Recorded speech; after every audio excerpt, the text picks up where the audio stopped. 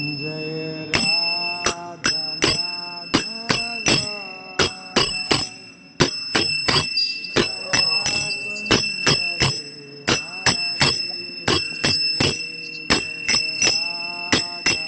माधव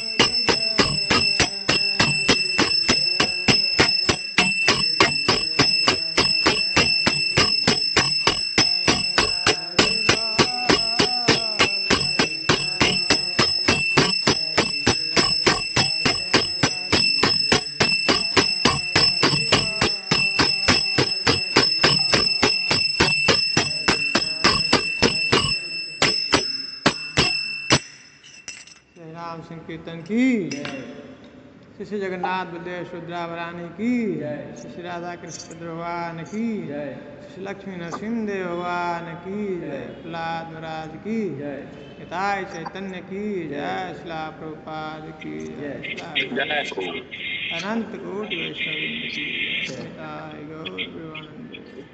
हरे हरे बोल।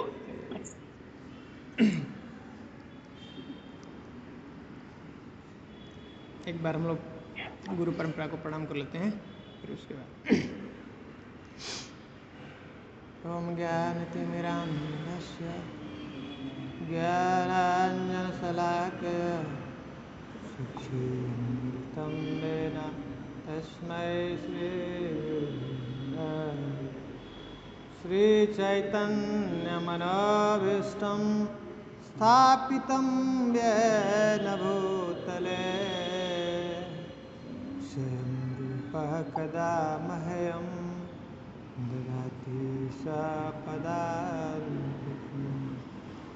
वन्देऽहं श्रीगुरुः श्रीयुतापदकमलं श्रीगुरुन् वैष्णवंश श्रीरूपं साग्रजातं सहगं रघुनाथं पितं तं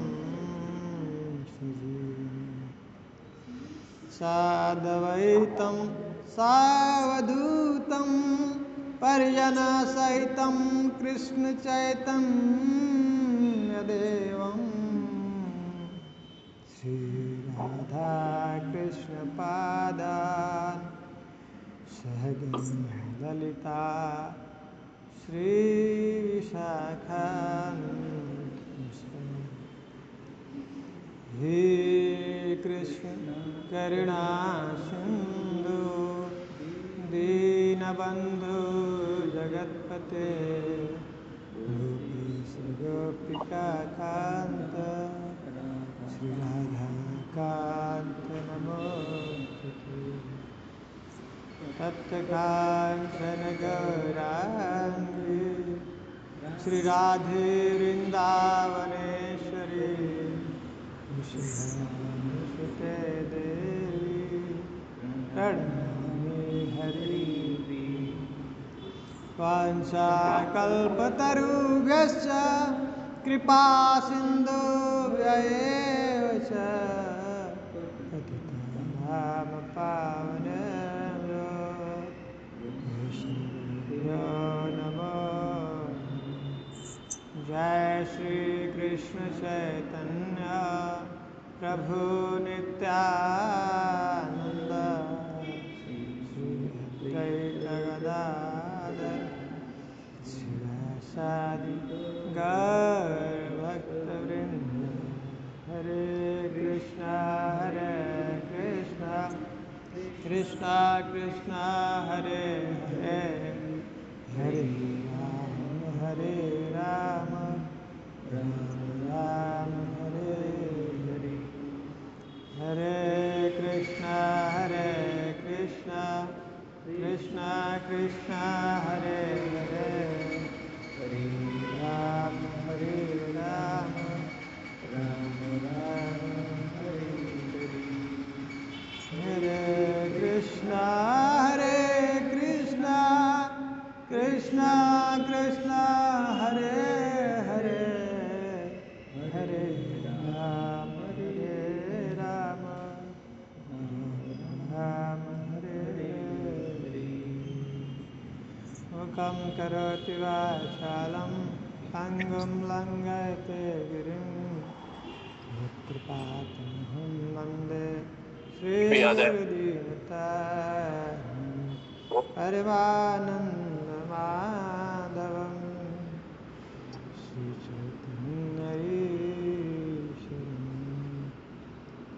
हरि ओम तत्सत्। क्या बोल गया? हरे कृष्ण। जो लोग कुछ बात नहीं करना, बोलना नहीं है, उसको म्यूट पर रखे प्रोज। जब कुछ पूछना है, कुछ बोलना है, तभी अनम्यूट कर। हरे कृष्णा। तो पिछले सप्ताह हम लोग क्या पढ़े थे, कुछ याद है?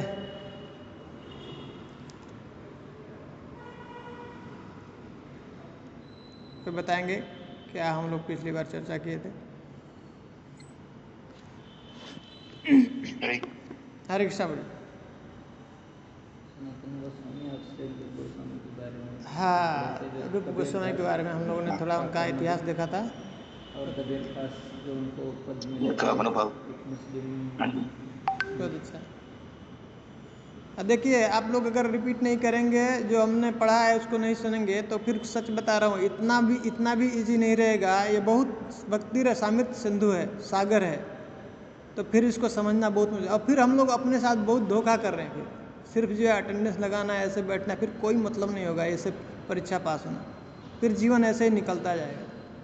तो जो भी हम लोग पढ़ रहे हैं उसको सीरियसली अगर नहीं पढ़ेंगे तो हम ये रस कैसे ले पाएंगे? फिर से वैसे ही भौतिक सुख का ऐसे में फंसे रहेंगे संसार में। तो मेरा रिक्वेस्ट है सबसे कि जो भी हम लोग चर्चा कर रहे हैं, डिस्कस कर रहे हैं, उसको पढ़ना है। आगे जो हम लोग पढ़ने वाले हैं उसको पढ़ करके आना है। ठीक है? ठीक है प्रभु। हाँ माता जी। हरे कृष्ण बोल जी। लास्ट वीक में रूप गोस्वामी का लाइफ स्टोरी पढ़ा था। हाँ कि हाँ पहले हाँ कैसे हाँ थे, हाँ कहाँ से आए, कहाँ गए, हाँ हाँ कैसे हुआ, महाप्रभु का कैसा कृपा हुआ, हाँ, बहुत बहुत धन्यवाद। वो पूरा स्टोरी पढ़ा। बहुत सुंदर। तो ये हम लोगों को पढ़ना इतना सुंदर चीज़ है, इससे हम लोगों को सीखने की चीज़ है। रूप गोस्वामी, सनातन गोस्वामी का हमने जो है उनका इतिहास के बारे में, उनके जीवन के बारे में देखा, कैसे उन्होंने महाप्रभु से कैसे मिले, कैसे महाप्रभु का कृपा उनको मिला। ये सीखने वाली बात है हमको जीवन में। कैसे वो नवाब हुसैन शाह के यहाँ पे फंसे हुए हैं और वो निकलना चाहते हैं, बार बार भगवान के पास, महाप्रभु के पास में पत्र लिख रहे हैं कि मुझे निकालिए यहाँ से, हमको नहीं करना है अभी संसार से निकलना, मुक्त होना है इस बंधन से। वैसे ही हमको इस संसार में हम जीव फंसे हुए हैं, इससे निकलना है। तो हमको भी भगवान के पास में ये प्रार्थना करना, सिंसियरली अपना ये अर्जी डालना है उनके सामने कि प्रभु अभी निकालिए, तो तब जाकर के हमको भगवान की कृपा प्राप्त होगी। बहुत सारा चीज़ सीखने के लिए है हमको इसे। तो हमने देखा, फिर उसमें क्या बताया, अच्छी बात थी वहाँ पे सीखने के लिए। एक बताया रूप गोस्वामी अपने जीवन से कि क्या हमको उनके जीवन से जब जाने लगे नवाब हुसैन शाह के यहाँ से, उन्होंने जब छोड़ा अपना पद, तो ये धन को उन्होंने क्या किया, अपना वो बांटा, सब लोगों में बांटा। कैसे कैसे उसको डिवाइड किया? कृष्ण 25% अपने लिए रखा प्रभु, 25% अपने, 50% भगवान के मंदिर के लिए दिया, 25% अपने लिए रखा, 25% अपने हितकारियों को दिया। बहुत सुंदर, बहुत अच्छी बात है। अच्छा, क्यों ऐसा किया? क्या रीजन क्या है? हम लोगों को नहीं लगता है कि, आपको नहीं लगता है क्या हम अपना पैसा ऐसे कुछ बांट सकते हैं क्या, हम दे सकते हैं क्या? आपको लगता नहीं क्या इतना आसान है क्या?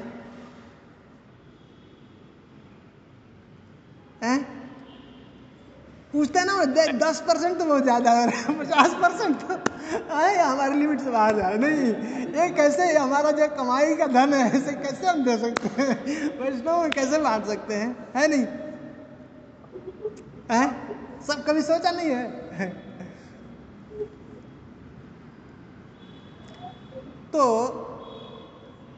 ये वैष्णव बहुत कृपालु हैं, बहुत दयालु हैं। हमारा जैसे हमको कोई पथ प्रदर्शन करने वाला नहीं, मार्गदर्शन कराने वाला नहीं है। इसलिए भगवान आते हैं, भगवान अपने भक्तों को भेजते हैं कि जाओ इनको जो है सत्मार्ग दिखाओ। इसलिए वो दिखाते हैं, हमको बताते हैं आचरण करके। यदि यद आचरति श्रेष्ठो तद तद एवेतर जना। भगवान कह रहे हैं ना, जिस प्रकार से श्रेष्ठ लोग आचरण करते हैं वैसे जो साधारण जो जनता है उसका पालन करती है। तो वो आते हैं यहाँ पे सिखाने के लिए। श्रीमद् भागवतम के 3रे स्कंद में कपिल मुनि वर्णन कर रहे हैं, बता रहे हैं माता देवहूति को कि कैसा स्थिति होता है जीवों का। ऐसे जो अधर्म पूर्वक कार्य करते हैं और अपना जो घर परिवार का पालन पोषण करते हैं, ऐसे चलाते हैं, उनका क्या स्थिति होती है, मृत्यु के समय में क्या होता है, मरने के बाद।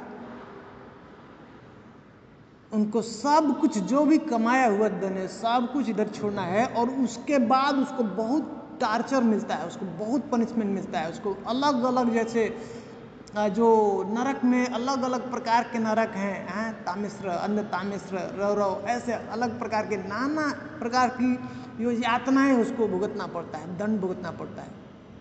प्रभुपाद जी कहते हैं किसी के मन में ऐसा प्रश्न हो सकता है कि फिर उसने तो धन अपने साथ लेके नहीं गया तो उसको क्यों भुगतना पड़ता है? तो नहीं भुगतना चाहिए ना, लेकिन उसको दंड मिलता है। प्रभुपाद जी उदाहरण देते हैं कि जैसे इस भौतिक संसार में कोई क्राइम करता है, कोई चोरी करता है, यहाँ तक कि हो सकता है वो धन उसको वापस भी कर दिया, उसको चोरी करने के बाद उसको पता चल गया इसका धन जो है दे दिया, फिर भी उसको क्राइम का दंड भुगतना पड़ेगा। और जो घर परिवार वाले हैं उनको नहीं दंड भुगतना पड़ता है, भले ही उनके चपेट में आते हैं, उनको भी कुछ परसेंटेज होता है ना, नाम खराब होता है ना, भाई इसके जो घर का ही है, ये सब बदनामी होती है ना, उनको भी अच्छा नहीं लगता है ना, तो वैसे उनको भी दुख भुगतना पड़ता है। लेकिन ऐसा सुंदर व्यवस्था अगर हो जाए, कोई ऐसा व्यवस्था मिल जाए जिससे मैं अभी इस जीवन में भी कमाई करता हूँ, कमाई करूँ, जो धन हमारे साथ रहे और मरने के बाद ही वो धन मैं साथ में लेके जाऊँ, ऐसा कोई व्यवस्था हो जाए तो कितना सुंदर है ना, है? उस व्यवस्था को ये हमारे वैष्णवाचार्य, ये महाप्रभु भगवान जो है ऐसा स्थापित करें, बता रहे कि कैसे इस जीवन में भी हम सुखी रह सकते हैं। वो धन हमारा हो सकता है परमानेंट, आज जो मैं कमाई कर रहा हूँ, वो धन जो अगर हमने भगवान को लगा दिया वो क्या हो जाएगा? शाश्वत हमारे साथ, हमारे अकाउंट में रहेगा। वो जो वैष्णव को जाएगा वो क्या होगा? वो बर्बाद नहीं जाएगा, वृथा नहीं जाएगा, ये जन्म के बाद, मृत्यु के बाद वो यहाँ पे नहीं रहेगा, वो हमारे साथ जाएगा। क्या सुंदर जो है सिस्टम बताया है, समझ रहे हैं? और जो भी पैसा खर्च किया यहाँ पे वो सब उसका हमको कर्म भुगतना पड़ेगा, वो सब दंड का कारण, उसके लिए हमको यहाँ पे पनिशमेंट देना पड़ेगा, यहाँ पे इस भौतिक जगत में भी और भगवान के धाम में भी, वो नेक्स्ट लाइफ में भी। समझ में आ रहा? अभी समझ में आ रहा है इसका इंपॉर्टेंस, क्यों ऐसा किया, क्यों ऐसा बनाया? ऐसा इन्होंने ऐसा बहुत सा ये भक्ति रसामृत ऐसे जो आचार्यों ने दिया है हमारे लिए बहुत अगाध सागर अमूल्य है, उसको हम लोगों को समय निकाल करके प्रयास करना है उसको प्राप्त करने के लिए, मिस नहीं करना है, नहीं तो हम लोग के साथ अपने साथ हम बड़ा धोखा करेंगे। ठीक है, उसको उसके लिए पढ़ना, अपने लिए पढ़ना है, ऐसे सिर्फ ये हमारा ये भक्ति शास्त्र करना है, हमको ऐसे सर्टिफिकेट पाना है, परीक्षा एग्जाम पास होना, उसके लिए नहीं करना है। ठीक है, ये हमारा पर्पज ये होना चाहिए, उद्देश्य ये होना चाहिए, जीवन हम उसको उतारें, हाँ, अप्लाई करें। उसके बाद उन्होंने क्या दिया? एक सिद्धांत दिया, बहुत अच्छा सिद्धांत दिया। ये प्रश्न आ सकता है, महाप्रभु का सिद्धांत। महाप्रभु ने क्या किया? कृपा किया किसके ऊपर? रूप गोस्वामी के ऊपर, सनातन गोस्वामी के ऊपर, और उनको कहाँ पे? गोस्वामी के पद पे उठा दिया। हाँ, तो ये एक सिद्धांत है।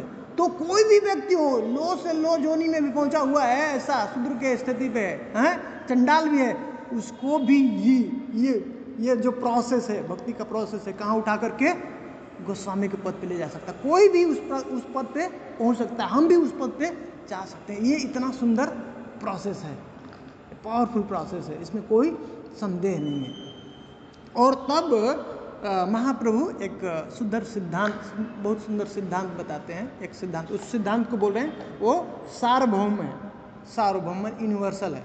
मतलब क्या है वो? क्या सिद्धांत है कि बहुत सारा यहाँ पे भौतिक जगत में लोगों का मानना है कि कोई जब तक व्यक्ति ब्राह्मण कुल में जन्म नहीं हुआ है तो उसको और दूसरे को ऐसे गुरु के रूप में या उसको बड़े पोजीशन के रूप में उसको स्वीकार नहीं करते, उसकी बात को स्वीकार नहीं करते। जो ब्राह्मण कुल में, जो उसमें जन्म हुआ है परिवार में, उसी को मानते हैं ब्राह्मण। लेकिन महाप्रभु कहते हैं नहीं, ऐसा नहीं है। उन्होंने स्थापित किया ना, रूप गोस्वामी, सनातन गोस्वामी, हरिदास ठाकुर को क्या किया? नाम का आचार्य के ऊपर स्थापित किया, गोस्वामी का ऊपर स्थापित किया। वो सबसे श्रेष्ठ है वर्णाश्रम में, ब्राह्मण, क्षत्रिय, वैश्य, शूद्र, हाँ, ब्रह्मचर्य, गृहस्थ, वानप्रस्थ, संन्यास। संन्यास में भी 4 स्टेज, उसके ऊपर जो है गोस्वामी का स्टेज, उस स्टेज पे ले आकर के एक हमको पहुंचा सकता है सब जीव को। ठीक है, तो अब करे कि नहीं, ऐसा नहीं। हाँ, कृष्ण विज्ञान के ज्ञाता और भगवत भक्त को ब्राह्मण कुल में जन्म लेने वाले मनुष्य से भी उच्च माना जाता है। वो महाप्रभु कह रहे हैं क्या? क्यों? ऐसा अगर व्यक्ति जो नीच कुल में भी जन्म लिया है लेकिन वो भगवान का भक्त है, हैं, और कृष्ण विज्ञान तत्व को जानने वाला है, तो वो ब्राह्मण कुल में जो पैदा हुआ है वो भक्त नहीं है भगवान का, तो उससे श्रेष्ठ है। ये सिद्धांत बताते हैं। ये जो है हमारा एक प्रश्न अपना भक्ति रसामृत सिंधु में आ सकता है, और बहुत इंपॉर्टेंट है। करें कि वह विप्र किवे न्यासी, हाँ, शूद्र केवे ना, जय कृष्ण तत्व व्यक्ति से ही गुरु है। कर महाप्रभु बताते हैं कोई जरूरी नहीं है वो क्या है, वो विप्र है, ब्राह्मण है, वो क्या सन्यासी है, कोई फर्क नहीं पड़ता, शूद्र है।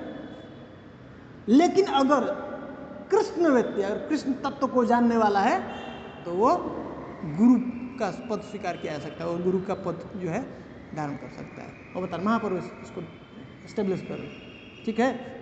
भगवान ये भी कह रहे हैं ना, एवं परंपरा प्राप्तम इमं राजर्षियो विदु, मुझे कैसे प्राप्त कर सकते हो, परंपरा में, और किसके द्वारा, तद्विद्धि प्रणिपाते ना परिप्रश्नेन सेवया उपदेशयन्ति ते ज्ञानम ज्ञानिनस् तत्व दर्शनम, जिसको तत्व का बोध है, जिसको दर्शन है, जिसने दर्शन किया है वही हमको दर्शन करा सकता है, जिसने नहीं दर्शन किया कैसे दर्शन कराए। ऐसे व्यक्ति को हमको अप्रोच करना है, उसको हम लोग को ढूंढना है, पहले उसको फाइंड आउट करना, वो परंपरा में भक्त है, हाँ, भगवान का उसको तत्व का ज्ञान है, कृष्ण तत्व का ज्ञान है, वो हमको उसका बोध करा सकता है। ये बहुत ही इंपॉर्टेंट सिद्धांत है महाप्रभु का, ठीक है।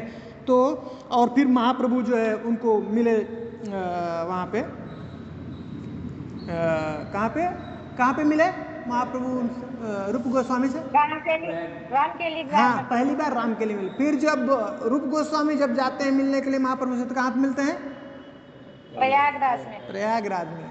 वहाँ पे 10 दिन तक, कहाँ पे, वो प्रयागराज में कौन सा जो जगह का स्थान का नाम क्या है, दशाश्वमेध घाट, दशाश्वमेध घाट, हाँ।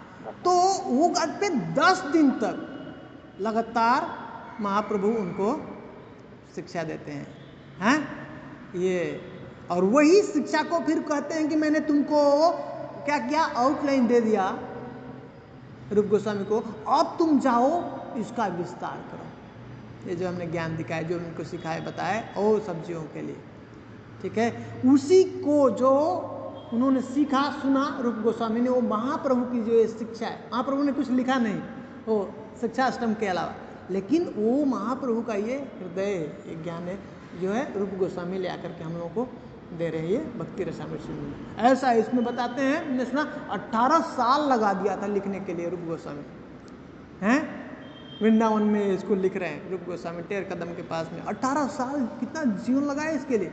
हम थोड़ा समय नहीं निकालना है इसको समझने के लिए, पढ़ने के लिए, हैं।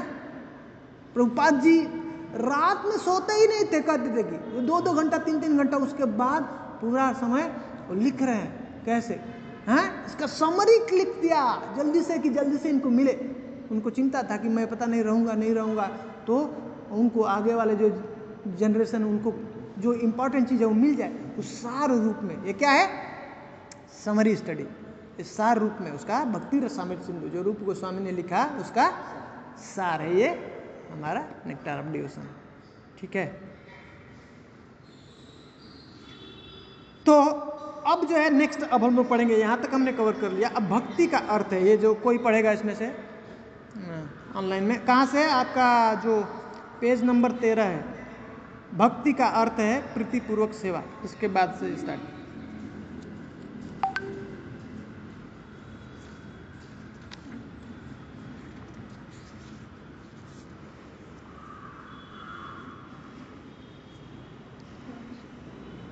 कोई पढ़ेंगे, मैं नाम लूँ क्या,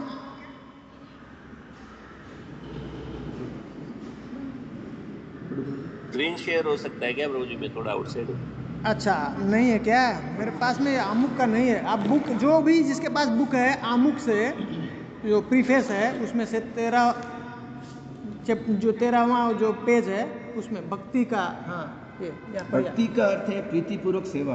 प्रत्येक सेवा का कोई ना कोई आकर्षक गुण होता है जो सेवक को उन्नति के मार्ग में आगे धकेलता रहता है। हम में से हर व्यक्ति संसार में किसी न किसी सेवा में निरंतर लगा हुआ है, और ऐसी सेवा से प्राप्त होने वाला आनंद उसकी प्रेरणा का कार्य करता है। एक गृहस्थ अपनी पत्नी तथा संतान के स्नेह से प्रेरित होकर अहर्निश कार्य करता है। इसी प्रकार एक परोपकारी बृहत्तर परिवार के प्रेम के कारण और एक राष्ट्रवादी अपने देश तथा देशवासियों के हित के कारण कार्य करता है। वह शक्ति जो एक परोपकारी, एक गृहस्थ तथा एक राष्ट्रवादी को प्रेरित करती है, रस कहलाती है, जिसका स्वाद अत्यंत मधुर होता है। भक्ति रस संसारी कर्मियों द्वारा भोगे जाने वाले रस से सर्वथा भिन्न होता है। संसारी कर्मी जन एक विशेष प्रकार के रस का आस्वादन करने के लिए अहर्निश कठिन श्रम करते हैं, जिसे इंद्रिय तृप्ति कहते हैं। बहुत सुंदर, थैंक यू गुरु। और हाँ, थोड़ा आगे पढ़ो। चूंकि संसारी रस का स्वाद अधिक नहीं ठहरता, अतः संसारी कर्मी जन अपने भोग की स्थिति को सदा बदल सकते हैं। एक व्यापारी सारे सप्ताह कार्य करके संतुष्ट नहीं होता, अतएव वह सप्ताहांत में परिवर्तन की इच्छा से ऐसे स्थान को जाना चाहता है जहाँ अपने व्यापार के कार्यों को भुला सके। तत्पश्चात विस्मृति में सप्ताहांत बिताने के बाद वह अपनी स्थिति को बदलकर पुनः अपने उसी मूल व्यापार के कार्यों में जुट जाता है। भौतिक कार्यकलाप का अर्थ है कुछ काल तक किसी विशेष परिस्थिति भौतिक कार्यकलाप का अर्थ है कुछ काल तक किसी विशेष परिस्थिति को स्वीकार करके फिर उसे बदल देना। इस तरह आगे पीछे करने की स्थिति भोग त्याग कहलाती है, जिसका अर्थ है बारी बारी से इंद्रिय भोग तथा परित्याग की स्थिति। जीव का न तो इंद्रिय भोग की स्थिति में लगातार बने रह सकता स्वाभाविक है, न ही परित्याग में।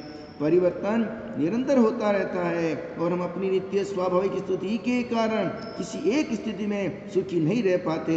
इंद्रिय तृप्ति दीर्घकाल तक नहीं चलती, अतः यह चपल सुख कहलाती है। उदाहरणार्थ, सामान्य गृहस्थ अहर्निश कठोर कार्य करते हुए अपने परिवार के सदस्यों को सुख साधन प्रदान करने में सफल होता है, जिससे उसे एक प्रकार का रस मिलता है, किंतु उसके भौतिक सुख की सारी प्रगति उसके शरीर के अंत होने पर उसके शरीर के साथ ही समाप्त हो जाती है। ठीक है भाई, थैंक यू भाई। देखिए कितना अच्छा से प्रभुपाद जी समझा रहे हैं, बता रहे हैं, बहुत ही अच्छा समझा रहे हैं, बता रहे हैं, इसको समझा रहे हैं कैसे जीव इस संसार में क्यों फंसा हुआ है। एक जन्म का एक खेल नहीं है, करोड़ों जन्मों के साथ हम लोगों के साथ ये चला आ रहा है। क्यों ऐसा है स्थिति?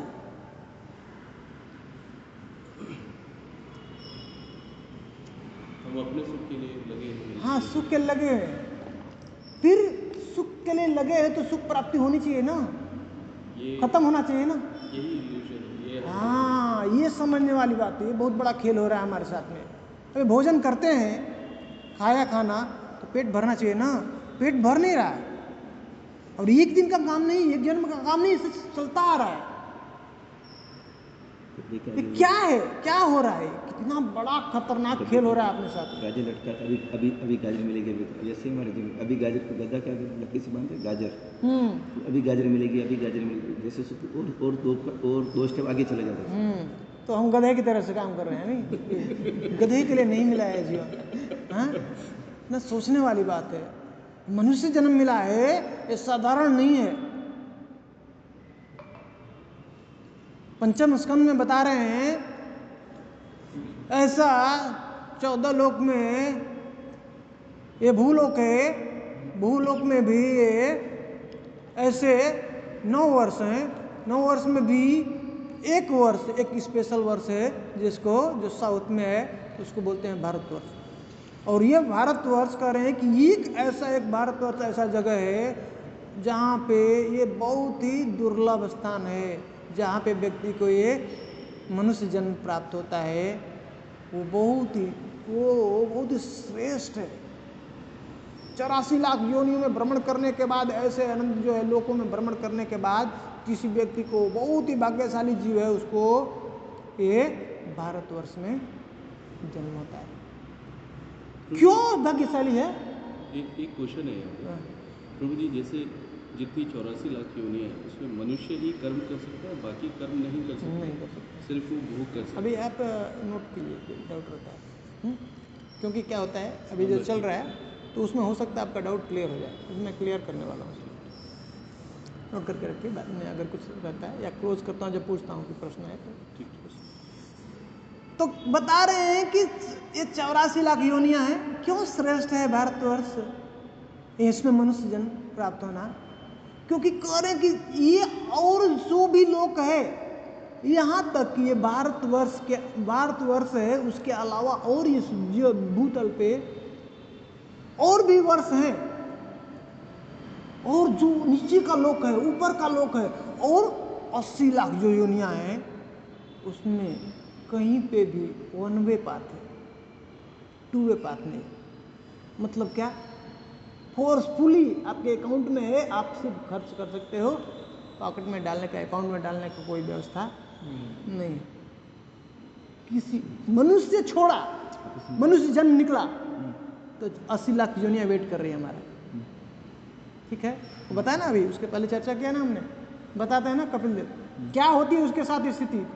शरीर छोड़ा तो सब उसका भी जो धन खत्म यहीं पे, और उसके बाद उसको अलग अलग स्टार्ट हो जाता है, उसको उसका दंड शुरू यातना अलग अलग योनियों में, अलग अलग योनियों में फिर से उसको ऐसे टार्चर किया जाता है, यातनाएं दी जाती है, और तब जाकर के ऐसे करते करते करते ग्रेजुअल प्रोसेस फिर से उसको ये मनुष्य योनि प्राप्त।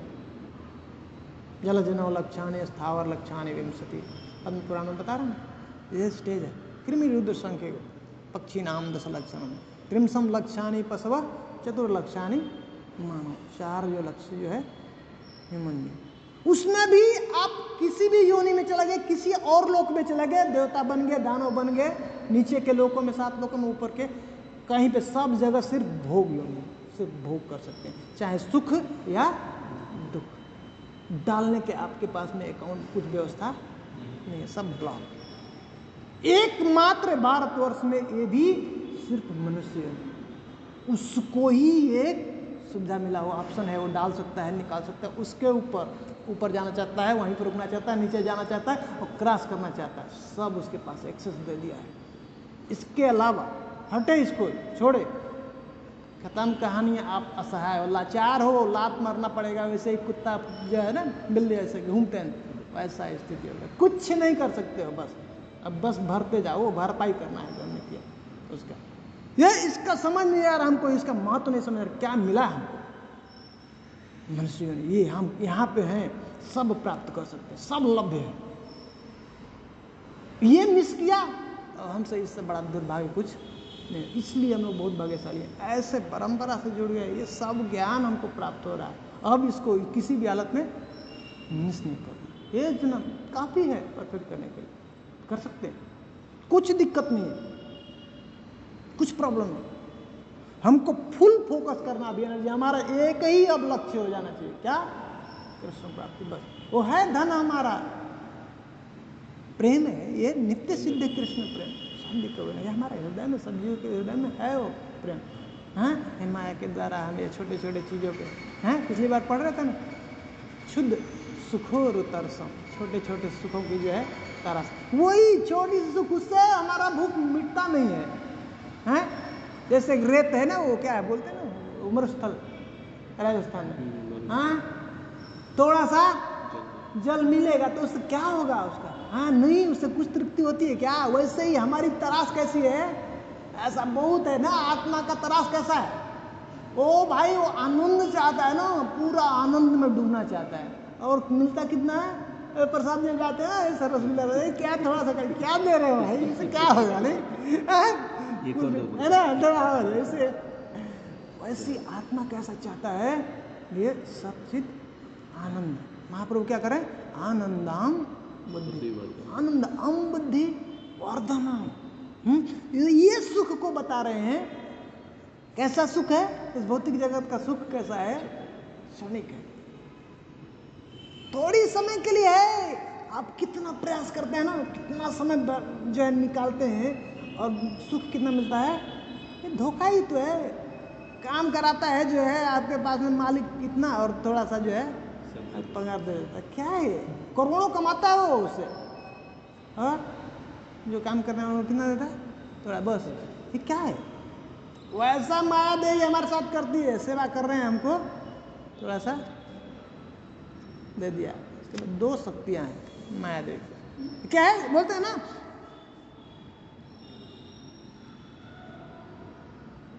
ये प्रहलाद महाराज कर देंगे क्या, पुनः पुनः चरितचर बनाना, कैसा है प्रभुपाद जी का च्यूइंग द च्यूइंगम देखा है, खाते हैं शुरू में थोड़ा टेस्ट मिलता है, नहीं बाद में कुछ टेस्ट नहीं है, ऐसे ही च्यू कर रहे हैं ऐसा ही है, समझना है इसको, अच्छे से समझना है। ये देखा है वो गन्ने का रस, और शुरू में उसको डालता है ना, अच्छा जूस आता है उसके अंदर हैं, लेकिन वो छोड़ता नहीं है, उसको फिर से दोबारा निकाल के फिर डालता है, फिर से डालता है, लास्ट में कैसा होता है उसमें एक एक बूंद आता है, नहीं एक्चुअली वो लास्ट वाला जो है ना, वो एक एक बूंद आता है ना, वो वही बूंद हमको मिलता है सुख, वो एक बूंद के लिए हम लोग ये परेशान है। उससे सुख मिलता है क्या फीलिंग है, नहीं मिलता है। वो इसलिए कह रहे हैं कि क्या ये यहाँ समझा रहे हैं, समझने वाली बात है। अभी जो हम लोग चर्चा कर रहे हैं, हम ये 3 भाग में डिवाइड किया ये अमुक को। पहला जो हिस्ट्री है हमने पढ़ा था ये भक्ति रसामी सिंधु के बारे में, फिर उसमें हमने रूप गोस्वामी सनातन गोस्वामी के बारे में चर्चा किया और हिस्ट्री। उसके बाद अब भक्ति रसामृत सिंधु का वो विश्लेषण कर रहे हैं, बता रहे हैं नाम क्यों दिया, नामकरण जो हम पढ़ने जा रहे हैं उसके बारे में डिस्कस कर रहे हैं। तो पहले रस को हम लोग अभी जो है डिस्कशन कर रहे हैं, रस, फिर भक्ति रस हैं, भौतिक रस, भक्ति रस, फिर अमृत और फिर सिंधु, ये हम लोग चर्चा कर रहे हैं। ठीक है, ये जो अभी डिस्कशन चल रहा है।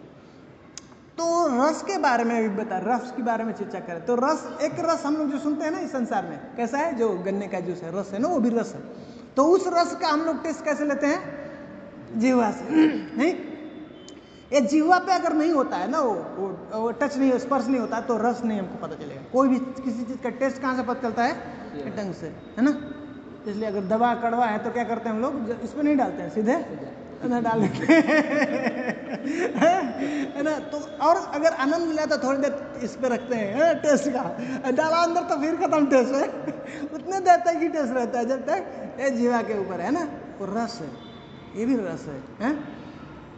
लेकिन ये भी कैसा है, जब तक इधर है तब तक वो रस है, गया अंदर तो फिर खत्म, बहुत थोड़ी देर के लिए। पहला क्या है, टेम्पररी है, भौतिक जो रस है, इसके साथ कमी क्या है, प्रॉब्लम क्या है कि क्यों एक्चुअली भक्ति क्यों करना है, उसके लिए समझा रहे हैं। पहले माया से निकाल रहे, बता रहे हैं कि देखो तुम जो तुम्हारे साथ हो रहा है कितना खतरनाक हो रहा है, पहले समझो। जब तक व्यक्ति को ये नहीं समझ में आया कि भाई ये तो डेंजर है, ये तो खतरा है मेरे साथ में, ये तो छलावा चल रहा है, धोखा हो रहा है, तो क्यों पकड़ेगा ये, क्यों सीरियसली लेगा भक्ति को। जब तक उसको ये नहीं पता चलेगा तो भक्ति को सीरियसली नहीं ले सकता है। ये जब तक समझ में नहीं आया उसकी आंखें नहीं खुलती। ये जो है ऐसे भगवान का शुद्ध भक्त हैं, वो हमारी आंखों को खोल, इसलिए पढ़ना है। पढ़ेंगे जब उनके पास जाएंगे, ये चरणों में उनके पास बैठ करके जब जाते हैं तो हमको रिवील करते हैं ना, बात बताते हैं, तो समझ में आएगा। हम जब उनके पास बैठेंगे, प्रार्थना करके बैठेंगे कि आप हमको बताइए, समझाइए, तो हमसे बातें करते हैं। हम पढ़ेंगे तो ऐसा लगेगा कि क्या है, रूप गोस्वामी हमसे बात करें, प्रभुपाद जी हमसे बात करें, हमको समझा रहे हैं, बता रहे हैं। तो इसलिए हमको समय निकाल के करना है, पढ़ना है, नहीं तो ये ऐसे चला जाएगा फ्लैश की तरह से। भागवत में बता रहा कि कैसा है ये, एक जन्म जन्मांतर का ये जो रिएक्शन चल रहा है, और एक लाइफ फ्लैश की तरह से निकल जाता। कैसे निकल जाएगा पता ही नहीं चलेगा। बहुत सीरियसली हमको संजोग करके इसको रखना है और इसको भक्ति में लगाना है। प्रार्थना करना है, अगर नहीं व्यवस्था हो रहा है, सिंसियरली प्रार्थना करना, जैसे रूप गोस्वामी सनातन गोस्वामी महाप्रभु से प्रार्थना कर रहे हैं। निकालो, बार बार पत्र लिखते हैं। महाप्रभु जब जाते हैं रामकली में मिलते हैं, रूप गोस्वामी से कहते हैं मैं रोना आता था तुम लोगों के पत्रों को देख करके, पढ़ कर, सुन करके। ऐसे विनम्र भाव से वो प्रार्थना करते थे रूप गोस्वामी सनातन। सोचिए कौन है वो, हमको सिखाने के लिए, बताने कैसे हमको भगवान के साथ प्रार्थना करना है। ठीक है, तो पहला कमी क्या है भौतिक रस में, ये टिकता नहीं है, हैं? थोड़ी समय के लिए रहता है। कितना दिन आज रस आपने बनाया फ्रेश, कितना दिन तक टिकेगा? हाँ, कल नहीं ले सकते, फिर वही टेस्ट नहीं आएगा, वो बासी हो गया, अभी खराब। वो जो फ्रेश का जो टेस्ट आता है वो टेस्ट नहीं आएगा। ये क्या होता है, डिग्रेड होता है, समय के बाद उसका क्षय होने लगता है। टेस्ट स्वादहीन होने लगता है। नहीं, बहुत इंटरेस्टिंग है ये, बिल्कुल उल्टा है भक्ति रस। हाँ, क्षणिक है, समय के बाद फेड होने लगता है। बस ये फेंकना पड़ेगा, आप ले नहीं सकते उसको, वही रस जो आज आनंद ले रहे थे। हैं? और दूसरा और भी भगवत गीता में क्या करें, मात्रा स्पर्श तु कौन्तेय शीत उष्ण सुख दुख दा आगम अपायन अनित्य तांस्तितिक्ष भारत। कैसा है? आगम अपायन अनित्य, ये नित्य नहीं है, शाश्वत में, टेम्पोररी, थोड़ी देर के लिए आएगा। सुख कि कैसे अनुभव होता है? मात्रा स्पर्श तु कौन्तेय, ये जो है जब इंद्रिया वस्तु है, जब रसगुल्ला है, जब हमारे इंद्रिय ये जो टंग के ऊपर स्पर्श करती है तो हमको सुख का, और जैसे हम किसी कोई सुंदर वस्तु का स्पर्श करते हैं जो बहुत सॉफ्ट है तो हमको सुख का अनुभव होता है। लेकिन वही कुछ अगर जो कंटीला वस्तु है, जो कांटा हमारे शरीर में चुभता है तो क्या होता है? दुख का अनुभव। लेकिन करें कि ये कैसा है? नित्य नहीं है। मात्रा स्पर्श तु कौन्तेय शीत उष्ण सुख दुखदा। जिस प्रकार से शीत और उष्ण, जिस प्रकार से गर्मी और जो है क्या होता है, ठंडी आती है और जाती है, और बराबर नहीं बना रहता ना, वैसे ही है सुख और दुख भी। कैसा है? आगम अपायन, आएगा और अनित्य है, नित्य नहीं, सब बड़ा हमेशा नहीं रहेगा, इसलिए चिंता मत करो। क्या करो? टॉलरेट करो उसको, बस चला जाएगा। इसलिए सुख में भी बहुत खुश मत हो जाओ, क्योंकि ये जाएगा, ये याद रखना है। सुख रहने वाला नहीं है, और दुख में भी परेशान नहीं हो, वो भी टाइम पास है, नहीं चला जाएगा। कहते हैं कि क्या है, अतीत को भगाना है, हैं? तो क्या करो? ध्यान मत दो उसको।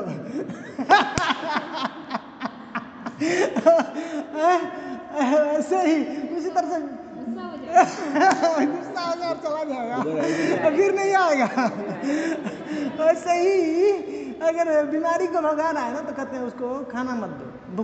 बीमार आपको बुखार है ना तो क्या कहते हैं उसको खाना मत दो। होता है ना, मुंह क्या बोलता है, बॉडी बोलता है, टेस्ट चला जाता है। नहीं, इसका मतलब खाना मत दो उसको। 2-3 दिन खाना दिया उसको, लंघन दे दिया ना, इनको लंघन, इनको 2-3 चीज़ें बताया साथ में, लंघन दिया तो बस ठीक हो जाएगा।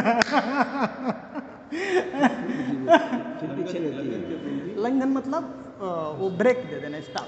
मतलब भोजन, जैसे बॉडी को भोजन दे रहे हैं तो 2-3 दिन हम लंघन दे दिया, मतलब भोजन नहीं खिलाया तो अपने आप बुखार चला जाएगा। फिर भी इच्छा रहती है, फिर भी इच्छा रहती मिले तो बोले एक नहीं, एक और रसगुल्ला मिले तो ठीक है। तो बता रहे हैं बहुत बहुत गूढ़ बात, बहुत भारी बात बता रहे हैं। मतलब कह रहे हैं महाप्रभु भगवान कह रहे हैं अर्जुन को, ये छोटी चीजें आएंगी तुम्हारे जीवन में, प्रॉब्लम रहेगा इससे, ऐसा मत सोचो कि आएगा नहीं, ऐसा मत सोचो भक्ति शुरू कर दिया तो ये दुख नहीं आएगा, कष्ट नहीं रहेगा। बाबा ये भौतिक जगत का ये नियम है ना, सिद्धांत है। भगवान कह रहे हैं दुखालयम, दुख से भरा हुआ घर। तो ऐसा नहीं कि हमने जर्नी शुरू किया, यहाँ पे भक्ति किया तो भाई अब सब दुख खत्म, ऐसा नहीं, दुख तो रहेगा। लेकिन कह रहे कि ये तुम्हारा मेन जो है टारगेट ये नहीं है, ठीक है? टारगेट तुम्हारा फोकस क्या होना चाहिए? दुख क्या कहते हैं वो, जन्म मृत्यु जरा व्याधि दुख दोषानुदर्शन। ये मिला है लाइफ ना, मनुष्य जन्म, इसमें तुम निकल सकता है, पार कर सकता है। ये मिस किया ना, अब फिर संभव नहीं है, तुम कुछ भी करो, ये मिस हुआ चांस फिर नहीं संभव। इसलिए पूरा जान लगा के झोंक देना है इसमें, पूरा भक्ति के, अभी यही लाइफ बस बाबा, और कुछ नहीं। ऐसा तो कह रहे हैं क्या है ये, उतना ही नहीं, आगे बढ़ते हैं, कहते हैं क्या, क्षणिक ही नहीं, थोड़ी देर के लिए नहीं रहता। और क्या खतरनाक बात है, और अगर बढ़ाया ना तो कहते हैं कि दुख भी देने लगता है। दुख का कारण क्या कहते हैं, यही संपर्शजाब होगा दुख यून ये होती है, जूनी हुए दुख का ये कारण ये है। अभी हम सोच रहे हैं इससे बहुत आनंद आता है, ये दुख का कारण बनेगा। यही इसलिए क्या कहते हैं, आदि अंतवंतः कौन्तेय न तेषु रमते बुधः। क्यों? अभी जो शुरू हुआ अभी खत्म हुआ, खत्म होगा तो फिर हमें चाहिए ना सुख, तो क्या होगा ये, अब दुख का कारण है। इसलिए कहते हैं जो न तेषु रमते बुधः, जो बुद्धिमान है, जो रियली इंटेलिजेंट है, वो इसमें सुख में इसमें रमण नहीं करता, इसमें जो है इंटरेस्ट नहीं लेता है, इसमें टाइम पास नहीं करता, जानता है बाबा कुछ भी कर लोगे ये खत्म हो जाएगा, टिकने वाला नहीं। और हमको कैसा चाहिए सुख, शाश्वत चाहिए, आनंद, हमको वो फिर से वो जो सुख मिल रहा है वो खत्म नहीं हो, सुख चलता ही रहे, नहीं, वो सुख प्राप्त करना है।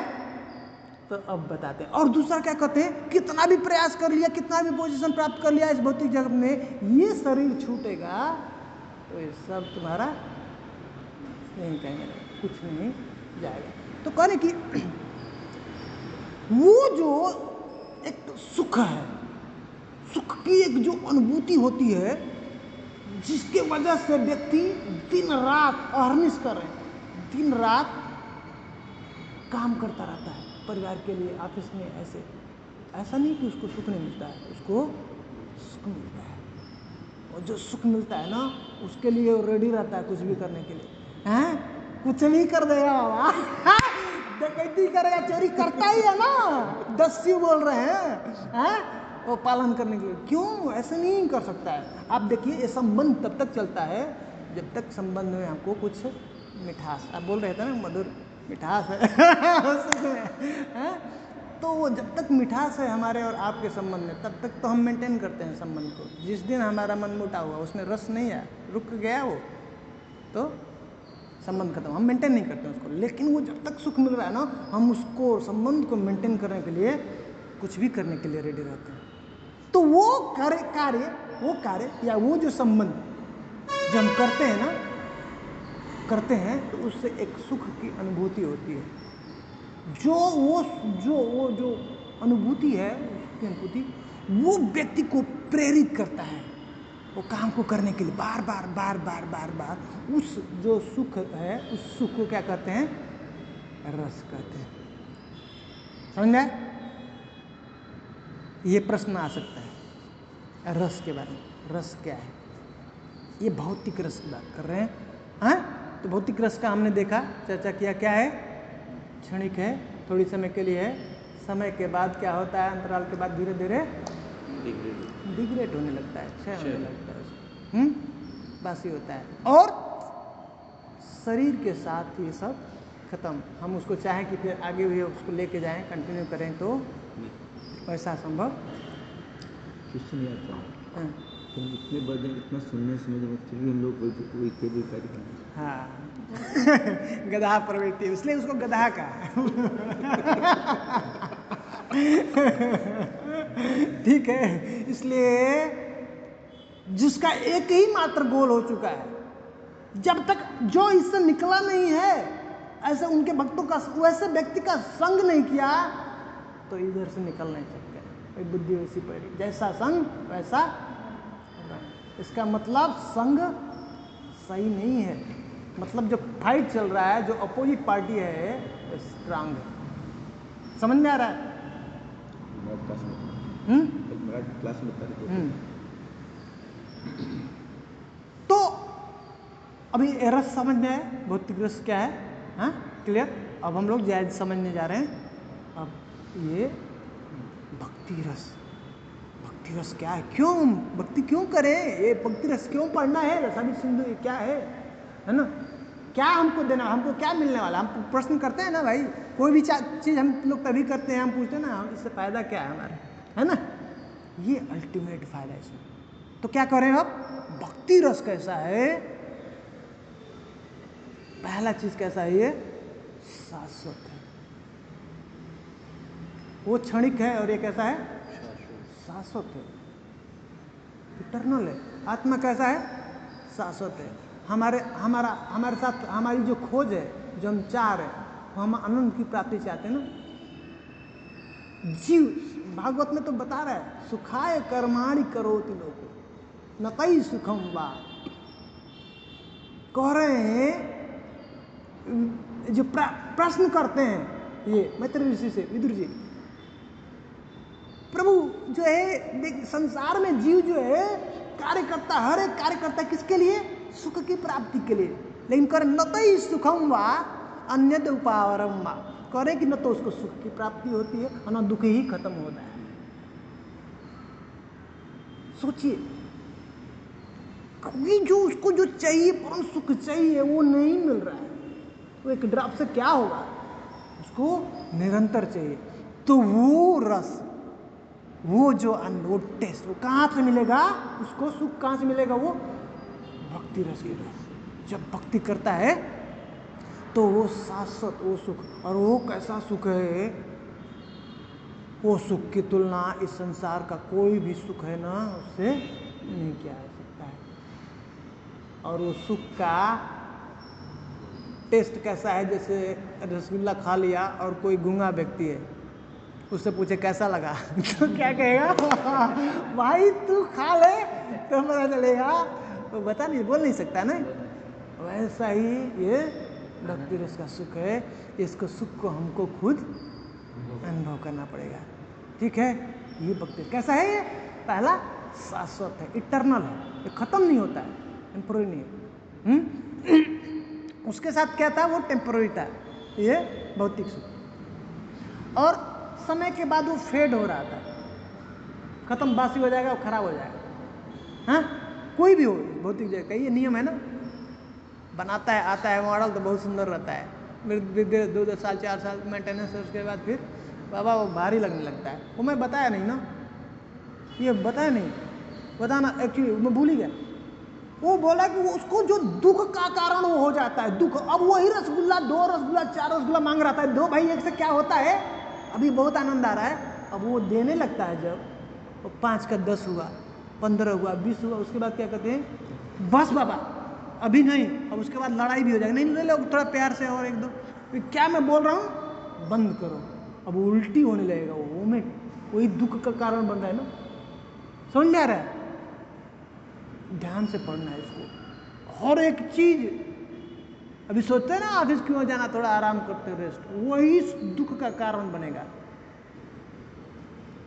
जब बीमारी होती है ना तो 2-3 दिन बेड रेस्ट बोल देता है, कैसा होता है? वो उठने के लिए नहीं, वही जो रेस्ट है अब उसको पेन देता है। बाबा कब उठेंगे, कब चलेंगे, ऐसे पड़े पड़े। समझ में आ रहा है?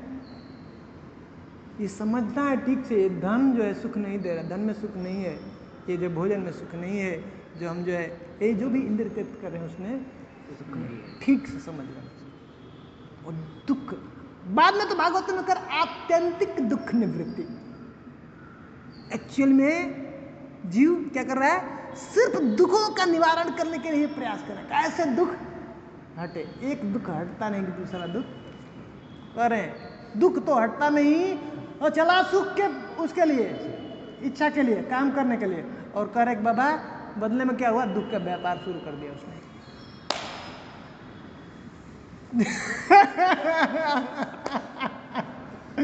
आँख खोलने वाला है ये, आँख खोलने भागवत में ऐसा ये सब चीज दिया हुआ है। हम लोग को बस डूबना है उसमें, लेना है जीवन, हम लोग को अपना धन्य करना है तो करें।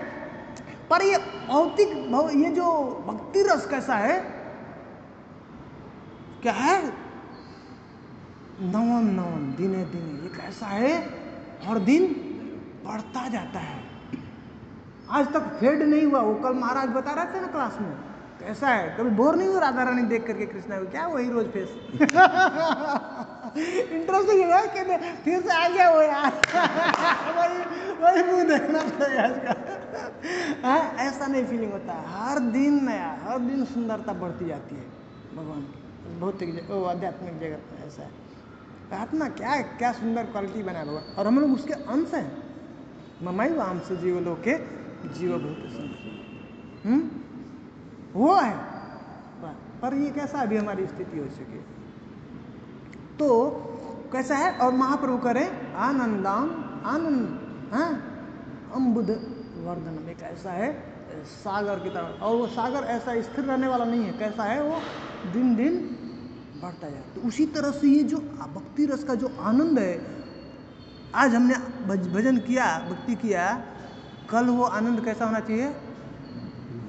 कल जो पिछड़ा वाला है ना उससे बढ़ना चाहिए। हम ऑफिस में जाके काम करते हैं ना, ये साल में हमारा ये सैलरी है, नेक्स्ट टाइम क्या करते हैं, बोनस और इंक्रीमेंट बोलते हैं ना, नहीं तो टिकेगा क्या उतना दिन।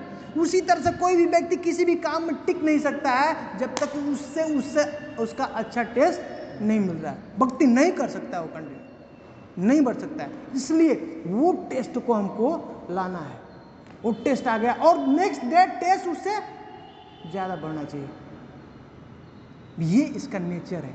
अगर वो टेस्ट नहीं हो रहा है इसका मतलब टाइम पास चल रहा है, कोटम पूरा कर रहे हैं, नाम के ऊपर जो है माला जस फिरा रहे हैं ऐसे डाल करके, ब्लैंक कारतूस चल रही है, कुछ नहीं होने वाला। होगा क्या, जाइए लड़ाई में वैसे ब्लैंक कारतूस दिया है, कुछ नहीं इसमें उल्टा मार खत्म हो जाएगा। वैसा ही धोखा एग्जाम का प्रिपेयर करना, ऐसे प्रिपेयर करना है बस। यही खत्म, ये भक्ति रस उसका डिफरेंस करके बंद कर दूंगा पहले। Thank you. तो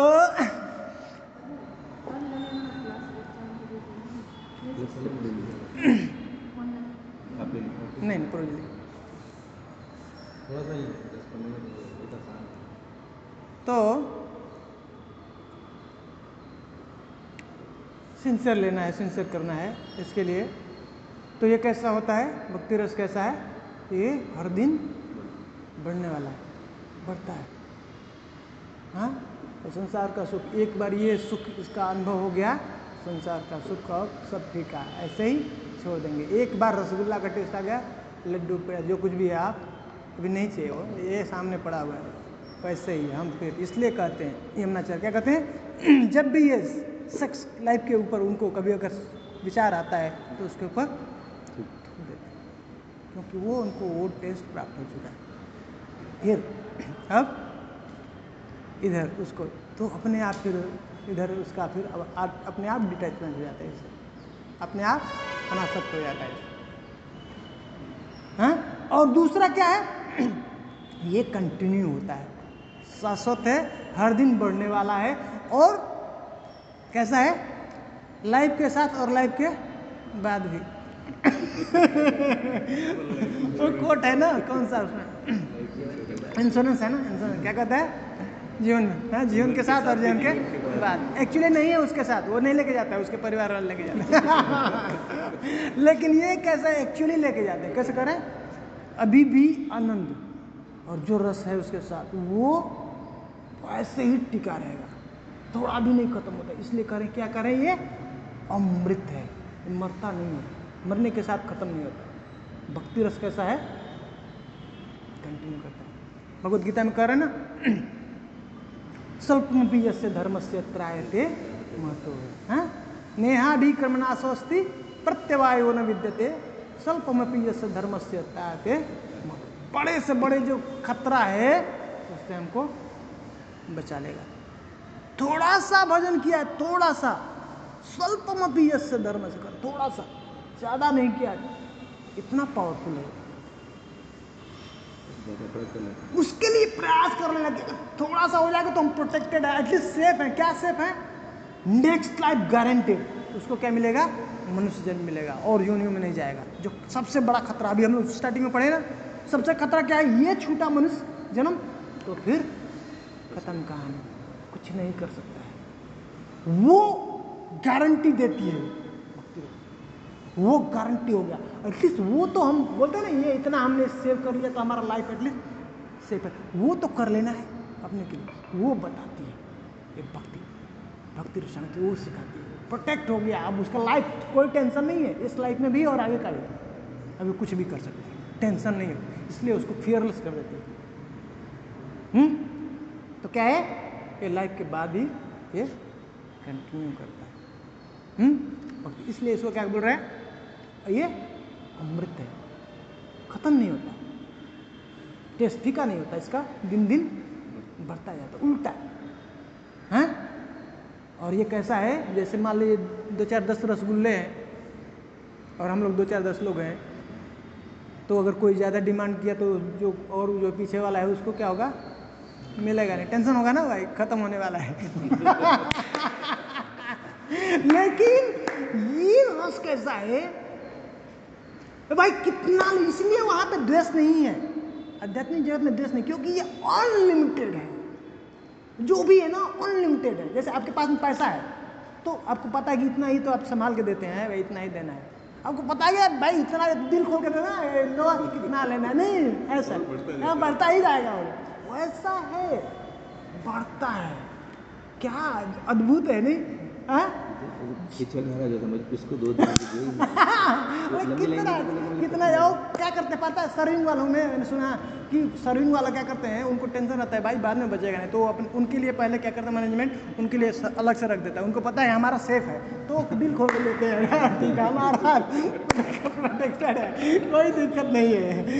बहुत सारे जब खुद को नहीं मिलेगा नहीं है तो सोचता है कि भाई सब दे दिया खत्म हो गया तो हमारा होगा कि नहीं। तो ऐसा ये अनलिमिटेड है, कितना मतलब जितना चाहिए। सागर है, ऐसा सागर खत्म नहीं होने वाला। वो हम लोगों को मिलने वाला है भक्ति रसा में सुन। ठीक है, आज हम यहीं पे बंद करते हैं। श्रील प्रभुपाद की जय, श्रील गुरुदेव की जय, सभी भक्तवृंद की जय। प्रभु जी अब बताएंगे, आप लोगों को कोई प्रश्न है तो नोट कर सकते हैं। आज प्रभु जी